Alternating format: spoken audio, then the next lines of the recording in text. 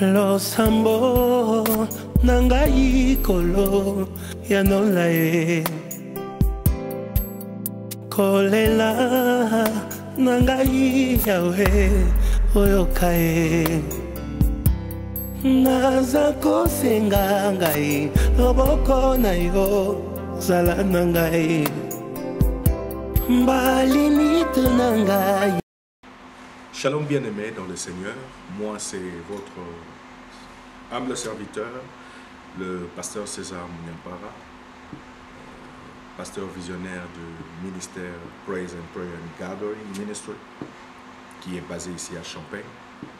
Et ce soir, je viens vous partager une pensée que Dieu a déposée dans mon cœur, que j'ai essayé de manière brève de l'intituler « Que nous enseigne l'école de Jacob et d'Ésaü ». D'entrée de jeu, j'aimerais quand même essayer de poser les bases. Pourquoi le thème? Pourquoi Jacob et Ésaü? J'aimerais vous renvoyer dans le livre de Genèse, chapitre 25, dans ces différents versets, le verset 29 jusqu'au verset 34. Et lorsque vous lirez cela, je vous épargne de la lecture, vous verrez qu'on nous parle d'une histoire de deux enfants, d'une même famille, qui étaient en train de discourir. Et lorsque j'ai lu ce passage, mon cœur était tellement triste. Et Dieu a essayé de me brosser un peu un tableau sombre de la société que nous avons. Je me suis rendu compte que Dieu, dans sa souveraineté, a les soucis de faire avancer son royaume. Et que notre Dieu n'a que nous pour faire avancer ce royaume. Et que Dieu ne peut que nous utiliser, bien entendu, pour avancer ce royaume. Et c'est dans l'intérêt de Dieu, c'est dans son souci, que nous, en tant que chrétiens, nés de nouveau, que nous puissions être mûrs. Lorsque nous sommes mûrs, c'est en ces moments-là que nous connaîtrons réellement notre rôle que nous devons jouer dans l'avancement du royaume de notre Dieu. Bien-aimés dans le Seigneur, je suis en train de parler de gens, de chrétiens, ceux-là, qui lorsqu'ils sont conscients de leur maturité, ils seront à même, non pas seulement de venir à l'église, mais en sortant de l'église, puissent impacter sa génération. Et c'est ces gens-là que Dieu a besoin. Mais malheureusement pour nous, c'est que nous insistons dans notre société, ce n'est que le contraire de cela. Au lieu que nous qui avons reçu Jésus-Christ comme Seigneur et Sauveur dans notre vie, puissions impacter la société, ce sont des occultistes qui ont eux aussi été initiés à cela, qui ont soi-disant reçu une lumière pour être puissants, qui sont en train d'impacter la génération d'aujourd'hui.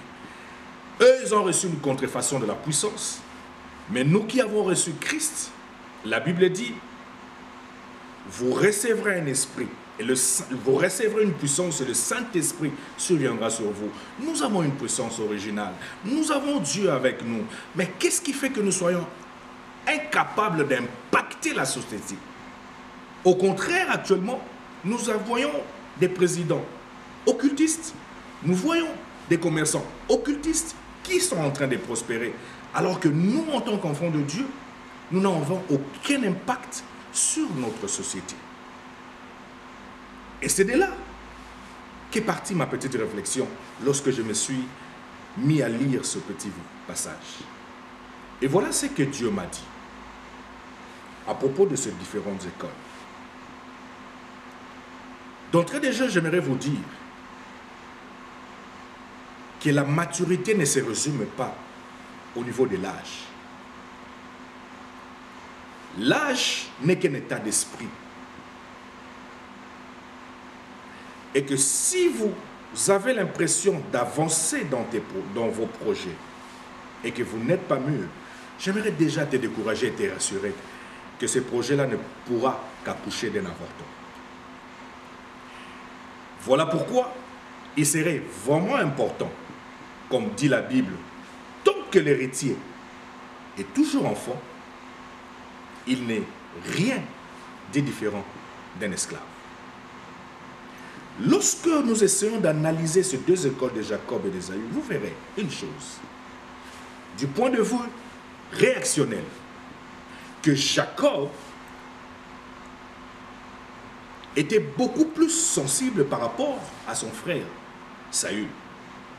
Jacob, du point de vue réactionnel, était capable de vendre son présent pour gagner son futur. Remarquez une chose, que les immatures sont ceux-là qui préfèrent vendre leur futur pour gagner leur présent. Regardez la réaction d'Ésaü lorsqu'il a parlé à son frère Jacob. Écoutez ce que la Bible dit. Qu'est-ce cela? À quoi ça sert mon droit d'aînesse? Si je mourais aujourd'hui, à quoi ça sert mon droit d'aînesse? Ésaü pensait que le physique, le matériel, était beaucoup plus important que le spirituel. Alors que son frère savait que le physique, le matériel, n'était que la conséquence du spirituel. Voilà pourquoi la Bible dit, cherchez d'abord le royaume des cieux, et le reste vous sera donné par-dessus. Ésaü, un autre point, était incapable de gérer la crise. Bien-aimés dans le Seigneur, beaucoup d'hommes de Dieu ont vendu leur autorité. Ils ont vendu leur autorité spirituelle. Ils ont vendu leur obédience à cause de la crise. Ils étaient incapables de gérer la crise. J'aimerais déjà rassurer et vraiment m'adresser aux enfants de Dieu que tout peut arriver dans la vie. Lorsque dans ta vie, il arrive que tu perds tout, je te prie et je t'en supplie, garde le cap. Regarde vers la montagne de Sion. Apprends à gérer la crise. Beaucoup d'hommes de Dieu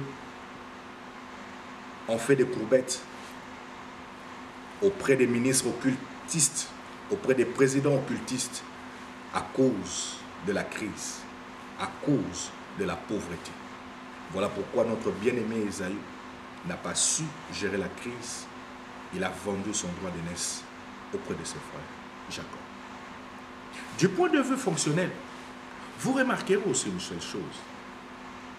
Jacob était un berger et son frère c'était un chasseur. C'est la Bible qui l'a dit.